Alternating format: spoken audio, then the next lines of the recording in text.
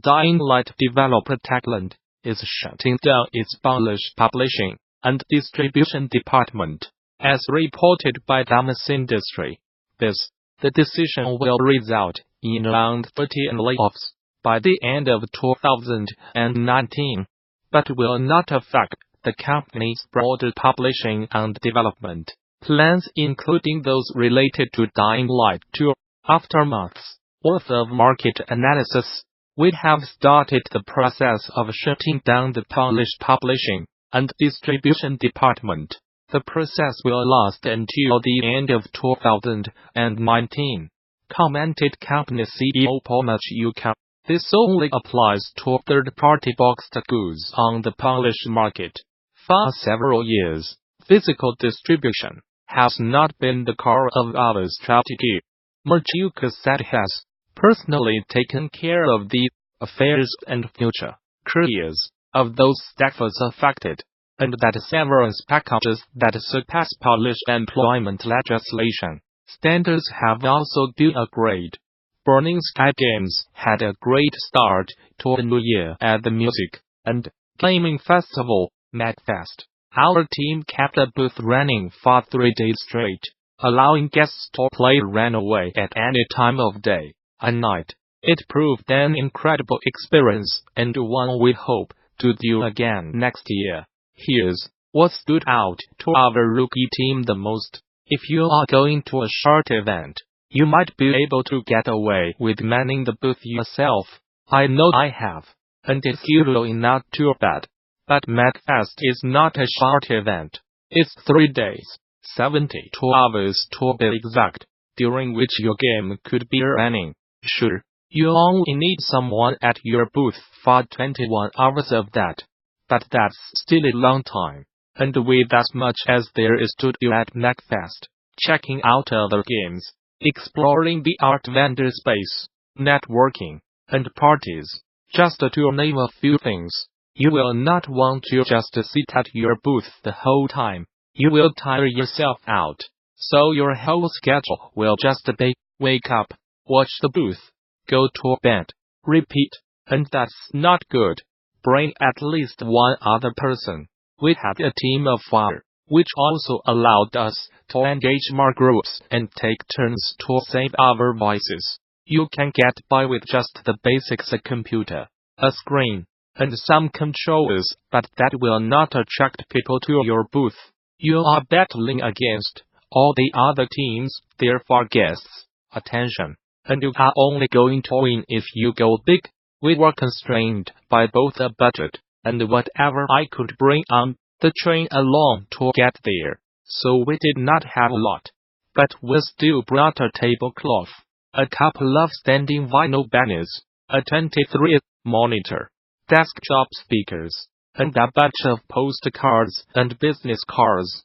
We kept things rather simple, not having the capacity for extra chairs, much less a couch.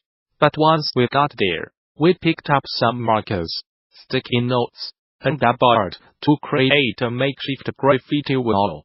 Just as a little something to set ourselves apart and give the guests a way to engage with us and our game. This gave our booth more verticality and brighter colors too. We now have some great goals to increase our booth presence, such as a nice start screen for the game with an attract loop, and a second machine running the game, so that more people could play at once. They give you the option, so you should use it, and believe me, the guests will too. It can be scary since you are leaving all your equipment unattended, so just make sure to take proper precautions. We bought 2 Kensington locks to secure our laptop and monitor. If you are unsure whether your device is compatible, just cut a left in the instruction manual for Kensington Security lock. You can usually also find mention of it on the product's website, under features or specifications. We also bought some cable traps, but it turns out the Kensington locks would not fit through, so we did not get to use them. We'd also like to use wireless controllers when possible, but this time we chose some Amazon Bus Accepts One wired controllers. They are cheap, so you can get a lot. They do not have to be charged, and Windows supports them right out of the box. Not to mention, they are not nice enough to be worth stealing. Just make sure that, when you lock down your computer, you also disable the shortcut to open the Windows 10X app by pressing the X button. Someone did that overnight at our booth, preventing people from playing the game, until I discovered it the next morning. We also did a bunch of things to make sure no one could tamper with the computer itself, like disabling the keyboard and mouse input. We used Blue Life key phrase for this, and it worked perfectly. I found this batch script online that ensured Runaway would open again if it crashed. I put a shortcut to that end key phrase in the startup folder of an admin user account. When I logged into that account, it would automatically launch Runaway and lock down the keyboard. Then all I had to do to update the game was re-enable the keyboard, sign out and into my admin account, and copy over the game's files, sign back into the demo user, and we are good to go again. We left a piece of paper around each night labeled "Bug reports suggestions," and that also came in handy. We got plenty of feedback and a couple of leads for hunting down bugs.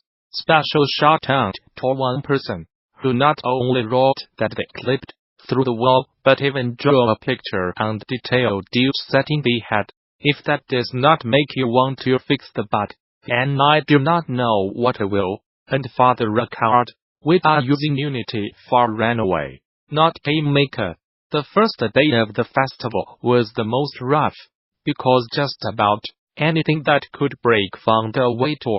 Luckily, I had my personal laptop on hand, so I spent the whole day developing hotfixes to patch the game-breaking bugs. It was an exhausting start, but it gave me peace of mind through the rest of the festival that the game could be left alone without issue.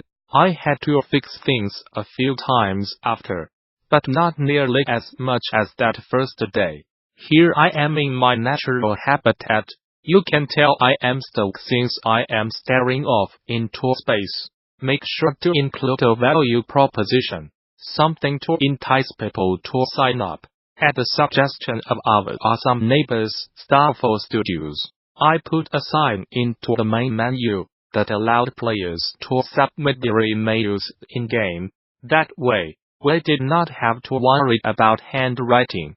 They do have no idea how many people came before them, so they would not feel like the first, and more people could give their email at once. Players need a reason to give you an email address, which often feels a lot more personal than simply finding and following someone on Twitter. We gave the promise of an alphabet.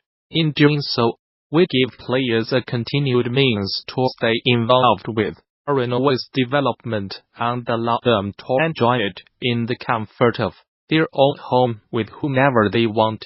That way, they enjoy it in their ideal setting, and we get more people playing it, testing it, and giving us feedback on it. Speaking of, make sure you sign up for our mailing list if you do like to be among the first to get access to that alphabet. We are shooting for the end of January, beginning of February, so sign up now at the bottom of this page, and keep an eye out for that email. All we need is your email address, which we promise will not be shared with anyone else. Insights into which modes are chosen most, how long players spend on each level, and many other things can shape how you view your game and tell you a lot about what parts matter most to your players. Not to mention, they are handy for knowing how many people play your game at different times of day. Unfortunately, we have learned the hard way that Unity will cache analytics events that it cannot log, like total no internet connection, but not the times they were initially fired. Because of this, we cannot give a time breakdown for our data. We know how many times players went to the main menu throughout MacFest, but not when. Instead it all shows up as happening on January 8th. When I left the game running for an hour to let the analytics catch up. I'd like to take a moment to give a special mention to some of the people we talked to at MacFest.